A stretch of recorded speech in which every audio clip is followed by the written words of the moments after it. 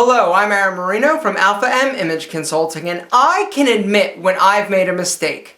And gentlemen, I am here today to make amends. I am here to right a style wrong.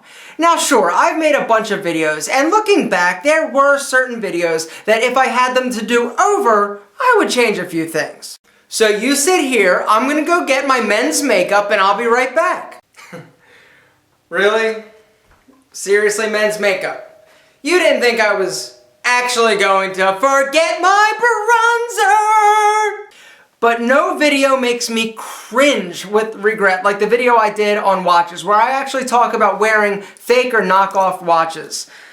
Now don't get me wrong, I still think it's outrageous to spend $10,000, $15,000, $20,000 on something you wear on your wrist, but it's absolutely more unthinkable to wear a knockoff of that watch.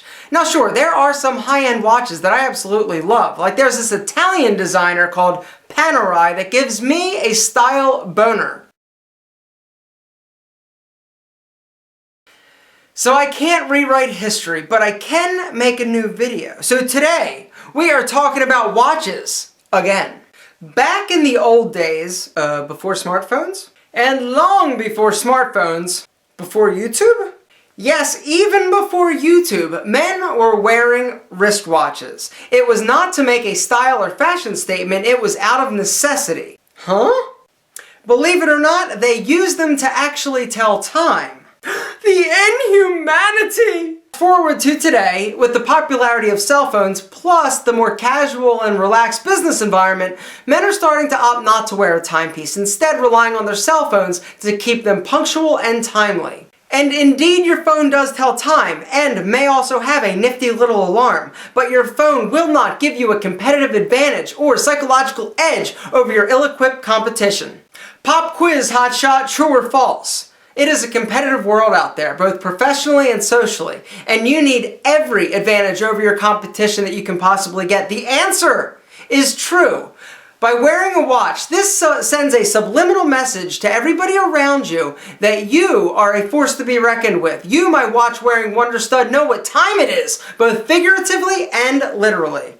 So now, I have broken watches down into 3 categories for us to talk about, and I thought we'd start there. The first category is the casual watch.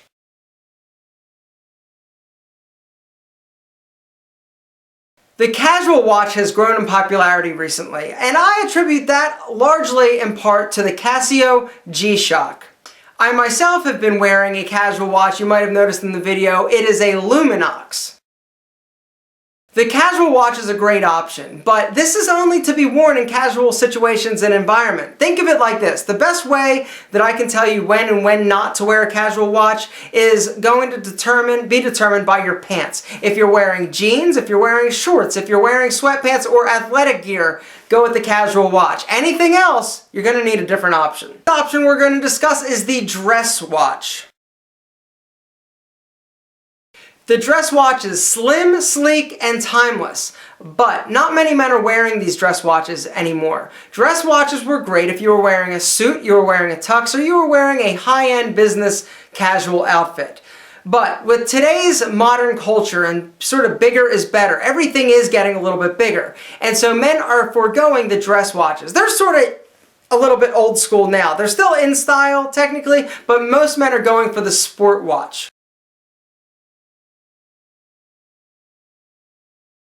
A sport watch is that perfect balance of casual and dressy. You can dress it up, you can dress it down. It looks great with jeans and a t-shirt, or it looks equally as elegant with a suit. The sport watch is the most popular, most versatile watch that you're going to find today. Now, let's go over some watch basics so that you have a better idea of what to talk about, what to ask for when you go into a shop looking for a watch that you're going to love. Now, the question on every man's mind is, does size matter? When it comes to watches, the answer is yes. The size of a watch face is going to be measured in millimeters, so we're going to be discussing some different watch sizes, and we're going to be referring to the millimeter size or measurement. Now, there is a link below that after this video you can go and actually see what the different sizes represent. When you go to this link, you need to maximize the aspect ratio to 100%. Right now I think it's set at like 65. So when you open it and you look at like a 44 millimeter watch face, you're going to be like, that's all? It's kind of small. No, maximize it to 100 and then you're going to be all good. 10 years ago, 36mm watch face sizes was pretty much the largest face size that you could find in men's watches. But now the minimum size that they're making is 40mm. Wearing a watch that's 40mm still is going to look relatively small on your wrist. The average men's watch face size is going to be 40 to 44mm. To put it in perspective, my wrist is 7 inches around. This Luminox watch, the watch face is 44mm. Now, I would not want to wear a watch bigger than this because this Luminox is almost as wide as my wrist is, which, is generally the rule. If the watch face is bigger than your wrist, you don't want to wear it. Now, if you're a huge dude and you've got massive wrists, you can get away with wearing the larger watch faces because it's not going to swallow up your wrist like it would on me. But I see time and time again these little skinny dudes with little wrists with these mega watches on. It looks like they're wearing a wall clock on their wrist. It's like, what's up, dude? I'm like, yo, really? Seriously? Can you even lift your arm? You fool, take it off. Next, let's talk about how your watch is going to actually display the time. You've got 3 options. The first option and most common option, and the one we're going to focus on today, is the analog. Analog watch is going to have a minute hand, a second hand, and an hour hand. It's also, generally speaking, going to have the date that's going to once a day flip over. You know how that works. The next option is the digital watch. The digital watch is going to display the time on an LCD screen, and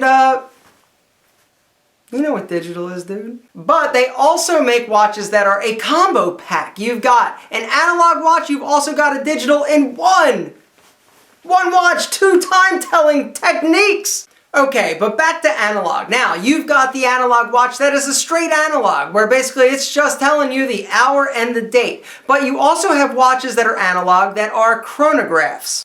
All chronograph means is that your watch, your analog watch, has a stopwatch feature. So basically you've got these 3 separate little dials. There's a second one, there's a minute one, and there's an hour one. So you can time stuff and keep time of stuff and stuff. Do people use stopwatches that much? Now, don't confuse a chronograph with a chronometer. A chronometer is going to come into play when you're talking about high-end watches, some very expensive watches. All chronometer means is that this watch has been certified, it's been tested to meet certain precision standards. The watch's movement is also another term that you're going to hear when going and looking at watches. Now, basically, you're going to have 3-ish movements. The first, the most common for watches under $1,000 is going to be a quartz movement. Basically all they do, they take a quartz crystal, electrify it, stick a battery in, and that baby ticks. And generally speaking, it keeps pretty accurate time, but not as accurate as mechanical watches.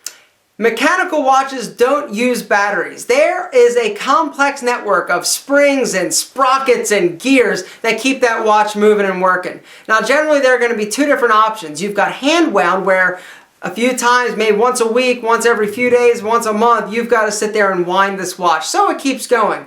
The other one is going to be the self-wind, where just by you wearing it and hanging out and stuff, that watch actually, it's almost like charging it. It just winds itself. You don't even have to do anything. Just wear it and it keeps working. The biggest difference in watches under $1,000 versus watches over $1,000 is going to be the materials used and the fine details. Like in expensive watches, the crystal on that watch is generally going to be a scratch-resistant sapphire crystal. Now, if it's an auto-wind watch where you don't have to do anything and it doesn't take a battery, on the back of that watch you're going to have a clear panel that you can actually see the movement.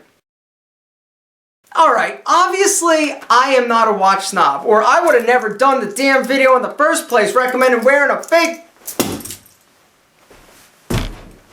Deal with you later. But this doesn't take away from the fact that I was wrong and I should have been more educated on watches. And generally speaking, I'm still not very educated. And I know there are a lot of you watching this videos that are really into watches. And you are clutching your U-boat watches and cringing and angry at my cavalier description and my attitude towards your beloved watches.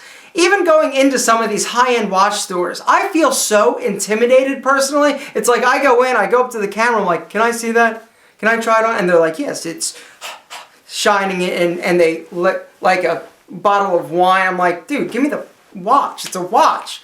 Apparently not. And so I hate going into watch stores, nice watch stores, because I just don't know enough. But guys, I'm trying to help you not be me, because I know a lot about a lot of stuff, but watches was just never, maybe because growing up, I just never had money. So people in my world just never had nice, expensive luxury watches. You know, the nicest watch that I heard about back when I was growing up was a Rolex. You hear Rolex, you're like, oh, and I know that there are a lot nicer, more expensive, higher-end watches, but quite frankly, they just don't do it for me. I would much rather have 20 pairs of killer shoes versus one really expensive watch. But that's just me. I think it is a good idea for you to go out and look for a watch that you can wear if you don't wear it every day when you're going in for maybe job interviews or wearing it to work or maybe out on a date. It is going to set you apart from the other people that are not wearing watches, because it really does send a subliminal message that you are more responsible. But right now, I would like to take you outside because me and Mr. Folex have a little business to tend to.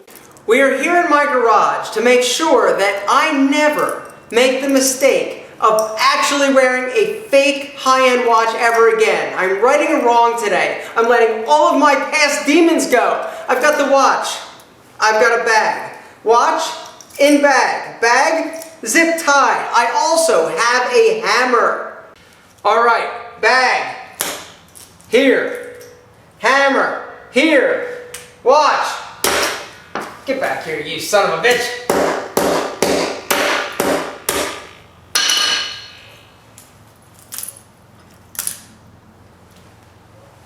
No mas, Folex. See you next week.